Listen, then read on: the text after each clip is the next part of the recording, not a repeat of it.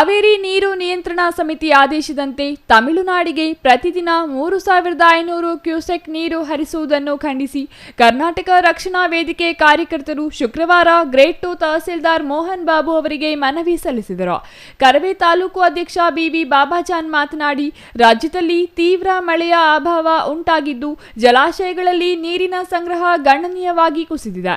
ಕನ್ನಡಿಗರೇ ಕುಡಿಯುವ ನೀರಿನ ಅಭಾವ ಎದುರಿಸುತ್ತಿರುವಾಗ ಇಂತಹ ತೀವ್ರ ಸಂಕಷ್ಟದ ಪರಿಸ್ಥಿತಿಯಲ್ಲಿಯೂ ಸಿಡಬ್ಲ್ಯೂಆರ್ಸಿ ತಮಿಳುನಾಡಿಗೆ ಮುಂದಿನ 15 ದಿನಗಳ ಕಾಲ ನೀರು ಬಿಡುಗಡೆ ಮಾಡಲು ಸೂಚಿಸಿರುವುದನ್ನು ಕನ್ನಡಿಗರ ಹಿತಾಸಕ್ತಿಗೆ ಸಂಪೂರ್ಣ ವಿರುದ್ಧವಾಗಿದೆ ಎಂದು ಆಕ್ರೋಶ ವ್ಯಕ್ತಪಡಿಸಿದರು.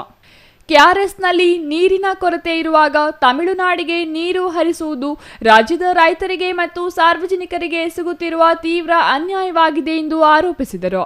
ಕನ್ನಡಿಗರ ಕುಡಿಯುವ ನೀರಿಗೆ ಪ್ರಥಮ ಆದ್ಯತೆ ನೀಡಬೇಕು ಮತ್ತು ತಮಿಳುನಾಡಿಗೆ ನೀರು ಹರಿಸುವುದನ್ನು ತಕ್ಷಣವೇ ತಡೆಯಬೇಕು. ಸುಪ್ರೀಂ ಕೋರ್ಟ್ ಹಾಗೂ ಕಾವೇರಿ ನೀರು ನಿರ್ವಹಣಾ ಪ್ರಾಧಿಕಾರದ ಮುಂದೆ ರಾಜ್ಯದ ನೈಜ ಪರಿಸ್ಥಿತಿಯನ್ನು ಸಮರ್ಥವಾಗಿ ಮಂಡಿಸಿ ತಕ್ಷಣವೇ ಮರುಪರಿಶೀಲನಾ ಅರ್ಜಿ ಸಲ್ಲಿಸಬೇಕು. ಯಾವುದೇ ಕಾರಣಕ್ಕೂ ತಮಿಳುನಾಡು ಸರ್ಕಾರದ ರಾಜಕೀಯ ಒತ್ತಡಕ್ಕೆ ರಾಜ್ಯ ಹಾಗೂ ಕೇಂದ್ರ ಸರ್ಕಾರಗಳು ಮಣಿಯಬಾರದೆಂದು ಆಗ್ರಹಿಸಿದರು. ಸನ್ಮಾನ್ಯ ಮುಖ್ಯಮಂತ್ರಿಗಳಾದಂತಹ ಡಿ.ಕೆ. ಶಿವಕುಮಾರ್ ಅವರಿಗೆ ಒಂದು ಮನವಿ ಪತ್ರ ಸಲ್ಲಿಸಿದ್ದೇವೆ.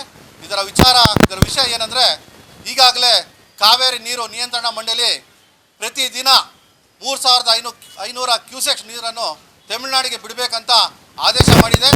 ಈ ಆದೇಶವನ್ನು ವಿರೋಧಿಸಿ ನಾವು ಒಂದು ಪ್ರತಿಭಟನೆ ಸಾಂಕೇತಿಕವಾಗಿ ಮಾಡಿದ್ದೀವಿ. ಯಾಕಂದರೆ ಕಾವೇರಿ ನೀರನ್ನು ಸುಮಾರು 12 ಜಿಲ್ಲೆಗಳಿಗೆ, ಕರ್ನಾಟಕದ 12 ಜಿಲ್ಲೆಗಳಿಗೆ ಆ ನೀರು ಕುಡಿಯೋಕ್ಕೆ ಉಪಯೋಗಿಸ್ತಾ ಇದ್ದಾರೆ. ನಮಗೆ ಕಾವೇರಿ ನೀರು ಸಾಕಾಗ್ತಾ ಇಲ್ಲ. ವಾಡಿಕೆ ಮಳೆಗಿಂತ ತುಂಬ ಮಳೆ ಕಡಿಮೆ ಬಂದಿದೆ. ರೈತರು ಸಂಕಷ್ಟದಲ್ಲಿದ್ದಾರೆ. ಇಂತಹ ಸಂದರ್ಭದಲ್ಲಿ ನಮ್ಮ ಕಾವೇರಿ ನೀರನ್ನು ತಮಿಳುನಾಡಿಗೆ ಪ್ರತಿದಿನ 3500 ಕ್ಯೂಸೆಕ್ ನೀರನ್ನು ತಮಿಳುನಾಡಿಗೆ ಬಿಟ್ಟರೆ ನಮ್ಮ ಕಾವೇರಿ ಸಂಪೂರ್ಣ ಖಾಲಿ ಆಗುತ್ತದೆ. ಜನರು ಪರದಾಡಬೇಕಾಗುತ್ತೆ. ಮತ್ತು ಕನ್ನಡಿಗರು ಕುಡಿಯೋ ನೀರಿಗಾಗಿ ಹಾಹಾಕಾರ ಎದ್ದೇಳುತ್ತೆ. ಯಾಕಂದರೆ ತಮಿಳುನಾಡಿಗೆ ನೀರಿನ ಅವಶ್ಯಕತೆ ಇಲ್ಲ. ಅವ್ರು ಕುಡಿಯೋಕ್ಕೆ ನೀರು ಎಷ್ಟು ಬೇಕೋ ಅಷ್ಟಿದೆ. ಜೊತೆಗೆ ನಮ್ಮ ಕಾವೇರಿ ನೀರನ್ನು ಅವರು ವ್ಯವಸಾಯಕ್ಕೆ ಉಪಯೋಗಿಸೋಕ್ಕೆ, ಕೃಷಿ ಚಟುವಟಿಕೆ ಮಾಡೋಕ್ಕೆ ಕೇಳ್ತಾ ಇದ್ದಾರೆ. ಯಾವುದೇ ಕಾರಣಕ್ಕೆ ಪವಿತ್ರವಾದ ನಮ್ಮ ಕುಡಿಯೋ ನೀರಂತಹ ಕಾವೇರಿ ನೀರನ್ನು ಯಾವುದೇ ಕಾರಣಕ್ಕೂ ತಮಿಳುನಾಡಿಗೆ ಬಿಡಬಾರ್ದು, ತಮಿಳುನಾಡು ವ್ಯವಸಾಯಕ್ಕೆ ಬಿಡಬಾರ್ದು.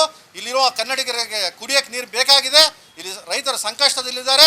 ಅದಕ್ಕಾಗಿ ಸಂಬಂಧಪಟ್ಟ ನಮ್ಮ ಮುಖ್ಯಮಂತ್ರಿಗಳಾದಂತಹ ಸನ್ಮಾನ್ಯ ಶ್ರೀ ಡಿ.ಕೆ. ಶಿವಕುಮಾರ್ ಅವರು ತಕ್ಷಣ ಸರ್ವಪಕ್ಷಗಳ ಸಭೆಯನ್ನು ಕರೆದು ಕಾವೇರಿ ನಿಯಂತ್ರಣ ಮಂಡಳಿ ಏನು ಮಾಡಿದ ಆದೇಶವನ್ನು ವಿರೋಧಿಸಿ ಮೇಲ್ಮನವಿಯನ್ನು ಸಲ್ಲಿಸಬೇಕು, ಕನ್ನಡಿಗರಿಗೆ ನ್ಯಾಯ ಕೊಡಿಸಬೇಕಂತ ಈ ಸಂದರ್ಭದಲ್ಲಿ ಒಂದು ಸಾಂಕೇತಿಕ ಹೋರಾಟ ಮಾಡಿ ಪ್ರತಿಭಟನೆ ಮಾಡಿದ್ದೀವಿ ಬಂಧುಗಳೇ. Ganesh R, CTV news, Bagepalli.